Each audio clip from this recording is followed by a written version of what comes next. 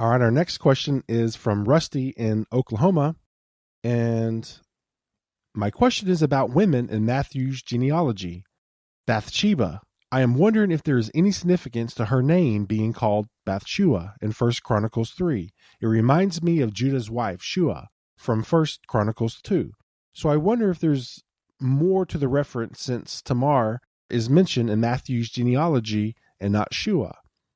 The thing I am impressed by this connection is the lack of a seed from Judah's sons by Shua, except for Shelah, who fathers sons in 1 Chronicles 4, who are described as the house of linen workers at Beth Ashbea, which sounds and looks a lot like Bathsheba. Could this be one more thread tying the women in Matthew's genealogy together for some reason? 1 Chronicles 4:22 also mentions the grandsons of Judah, ruled in Moab, which could be a slight reference to Ruth as well. And we hear no more about Shelah's sons. So what is Matthew trying to show us? I see 4 women who have infidelity in common, but is there something else he is messaging? Well, I mean, the short answer is there is more to this.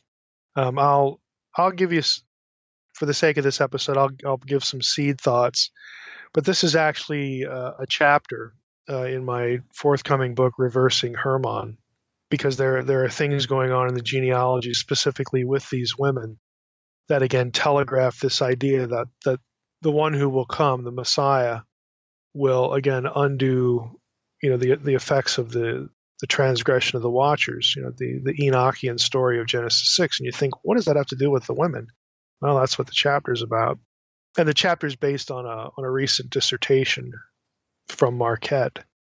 Again, I'll just give the seed thoughts here because there are some things in that draw these women together. So I think it's appropriate again to mention Ruth, and of course Bathsheba and whatnot. So I'll just read you a bit of an excerpt. That's probably the easiest way to do this from the new book.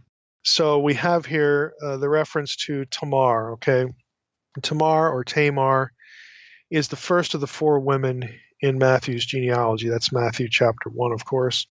And she's known primarily from Genesis 38. Now, the questioner gave a reference to Judah, in Chronicles, but that's hearkening. That's a flashback to Genesis 38, where Tamar deceives Judah, one of the 12 sons of Jacob, into an illicit sexual encounter.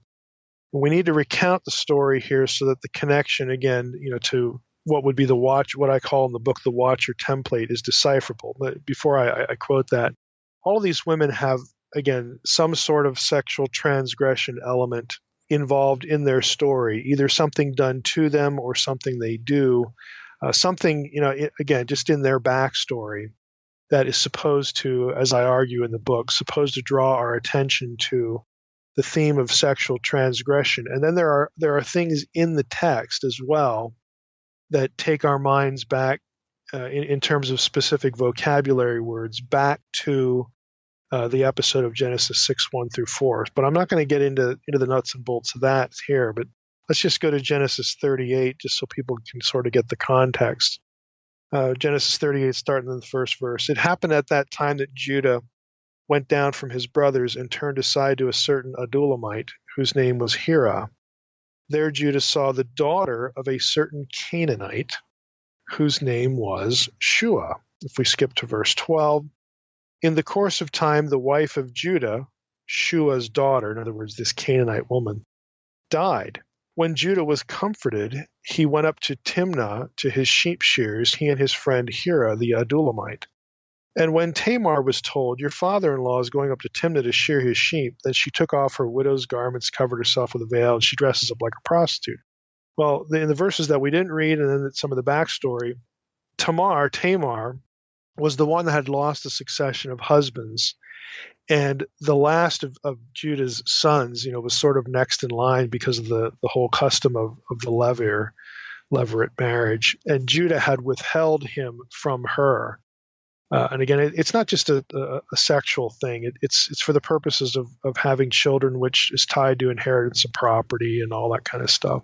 So he has withheld his last son from her because the other ones have died after being married to this woman. Well, to Tamar. So, when Judah's own wife dies, and he's has a period of mourning, then he goes up to, this particular place where the sheep shearers were, and Tamar hears this, and she goes, "Okay, I'm gonna get revenge. Essentially, I'm gonna trick him." She dresses up like a prostitute, seduces her own father-in-law, and then of course she gets pregnant by that. And we know, or at least I'm assuming we know the rest of the story. How she eventually gets vindicated, and he's shown to, have basically betrayed. The thing he should have done was to give her his son, and so on and so forth. So we have this whole incident that revolves around this Canaanite woman who was the daughter of Shua. She was Bat, the daughter, okay, of Shua, Bat Shua. So, keep that in mind, because that the terminology is going to come up again, and it already did in the question. Now, Bathsheba's name becomes part of this because in 2 Samuel 11, where readers first encounter her, she's called, quote, Bathsheba, Bat-Sheva, the daughter of Eliam. In 1 Chronicles 3:5, she's given a different name. She's called Bat-Shua, the daughter of Amiel. And in Hebrew, the first part of the name, Bat, okay, it means daughter. So the name from 1 Chronicles literally is just like the situation back in Genesis 38. It means daughter of Shua, which is, the part of the passage we just read. Now, this whole, issue with Bat Shua connecting Judah's situation where this woman in question was a Canaanite, we're not told specifically if Tamar was a Canaanite, but the woman Judah had married was a Canaanite. She's the daughter of Shua. And then we get this going on with Bathsheba, of course, and who gets involved with David.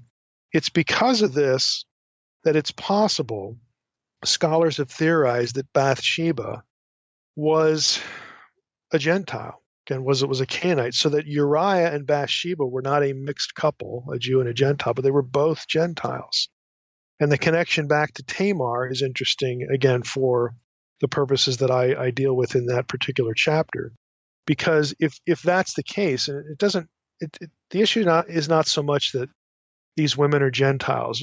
We can't prove that all of these women were Gentiles. There are some that for sure are, and there are others that are, you can make an argument, it's sort of a peripheral argument like this one, for the possibility anyway. But the real issue is that, not only are they potentially, at least two of them, but maybe all four of them, sort of another seed, okay, outside the Israelites, that whole idea.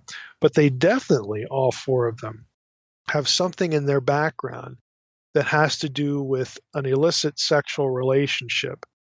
And that becomes, again, part of the backstory, and in some cases part of their redemption. In other cases, it's peripheral to them, and someone else, has to have that problem taken care of, and they were victims, that sort of thing. But as I'm going to argue in this chapter of the new book, all of these women are connected by the theme of sexual transgression. And they are, I'll just give you one example. Like Ruth is called a Gevirah, which is the feminine equivalent of Gibor, which is a term that comes from Genesis 6:4. The Nephilim are called Giborim. That doesn't mean anything in terms of her literal physical genealogy. It's just a term that people would have picked up on, that would have taken their minds back to the Genesis 6:1 through 4 incident, connecting something in Ruth's heritage, in her story, and Boaz is a Gibor as well. That there are things going on here that connect their backstory to these 4 verses in Genesis. And you say, well, why does that matter? Well, it matters because this idea that it was because of the sexual transgression of the Watchers that they came to earth, and they not only, again, just sort of had this heaven and earth transgression, but they also taught humans how to basically destroy themselves through different points of knowledge. And there are things about let's say, one of the things in Enoch that's mentioned is makeup and perfumes and all this stuff. Well, by themselves, you could look at that and say, well, big deal. Well, those things are often mentioned in biblical stories to portray a seduction incident. Okay, and so that takes the reader's mind again back to, again, this theme of sexual transgression, which sort of gets its kickstart in Genesis 6:1-4, or at least the blame for that kind of behavior is laid at the feet of this incident. That becomes the wellspring, the bad wellspring from which people, just go crazy. Again, they take something that in and of itself could be neutral, and some of the things that the watchers, are, quote unquote, teach humans are in other passages, in certain passages, neutral, but they can also lend themselves to destructive behavior and self-destructive behavior.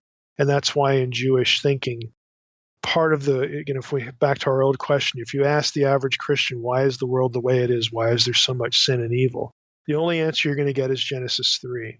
If you asked a first century Jew the same question, they would not say Genesis 3, the fall. They would say that's one element. The other element is Genesis 6:1-4. And the third, element to that is what happened at Babel. So all three of those things frame depravity for a first century Jew, whereas Christians are taught to only think of one of them and exclude the other two. Well, the New Testament writers don't exclude the other two. And so the expectation of the Messiah in between the Testaments and, again, in certain things said in the New Testament, certain episodes, draws on this idea that the Messiah is supposed to be the cure for all of this garbage, all of this depravity that springs from these three incidents, not just this one. And so I don't want to go too much further than that, because I really can't do the terminology and the naming issue justice in this brief description. But at least those are sort of the nuggets. But this is a good catch on the part of the questioner, and it's something that again, Hebrew readers would have noticed.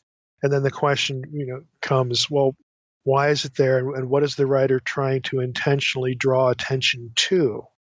And as we'll see in Reversing Hermon, oftentimes it's this episode, this second segment of the three causes for why the Messiah needed to come.